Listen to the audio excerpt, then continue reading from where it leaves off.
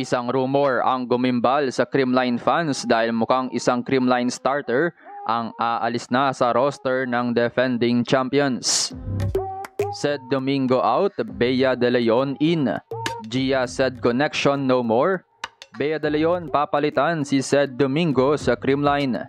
Pero bago yun mga ka-V-heads, huwag kalimutang mag-subscribe at i-click ang notification bell para updated ka sa aking latest videos.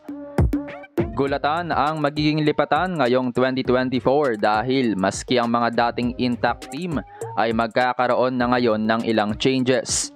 Isang Creamline sa mga koponan na napakabihirang mag-recruit at napakabihira ring mabawasan ng players.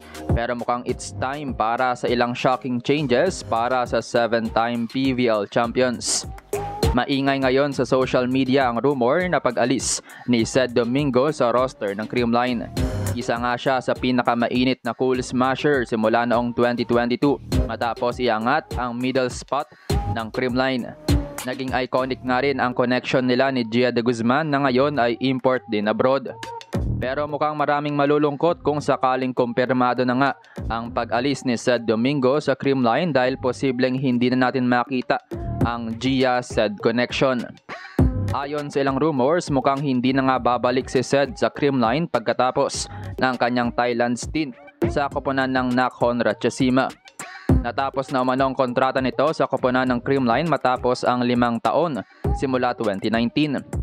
Ilang fans rin ang nakapansin na tinanggal na nito ang Creamline Cool Smashers na nakalagay sa bio ng kanyang social media accounts.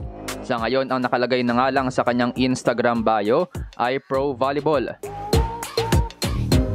Nagsimula si Said Domingo sa Creamline noong 2019 kung saan nakapunta siya agad sa finals ng Reinforced Conference at naging parte rin siya ng iconic 20-game sweep ng Creamline noong 2019 Open Conference.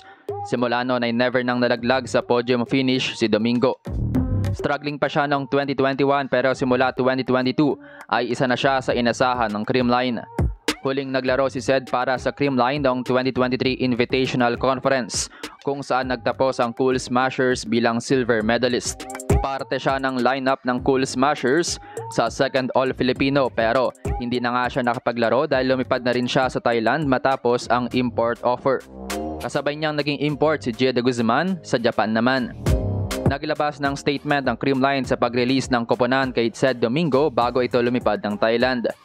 Total of 4 titles, 3 runner-ups at isang bronze ang nakuha ni Said sa Creamline habang pinarangalan din siya bilang Best Middle Blocker noong 2023 Invitationals at Finals MVP naman noong 2022 Invitationals.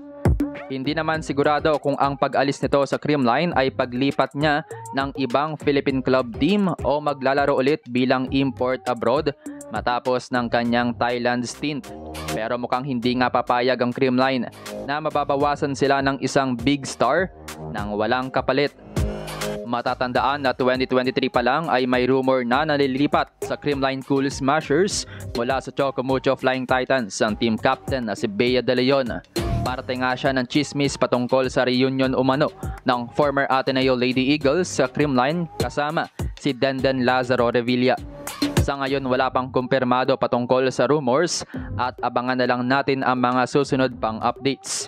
Pero kung sakaling magkatotoo nga ang Domingo out, De Leon in, ay magiging solid pa rin ang middle positions ng Creamline dahil matindi rin ang performance ni Pangs Panaga na reigning best middle blocker sa second All-Filipino Conference noong 2023. Sa tingin ko nga ay posibleng bumalik ang matinding performance ni Bea De Leon lalo na pagkabalik ni Gia de Guzman. Matatandaan na isa siya sa best middles ng UAAP nung setter pa nito si Gia. Makakasama niya si Risa Sato bilang kapalitan nito pati na rin ang umaangat na performance ni Lori Bernardo. Panigurado ring maraming matutuwa dahil makakasama niya na ulit sina Alyssa Valdez, Gia de Guzman at Ella De Jesus. Pero kapalit niyan ay ang malulungkot na Chocomucho fans. Maraming ang nalungkot agad matapos itong mag-post ng mga memories kasamang Chocomucho team na tila nagpapaalam na nga si Bea sa koponan.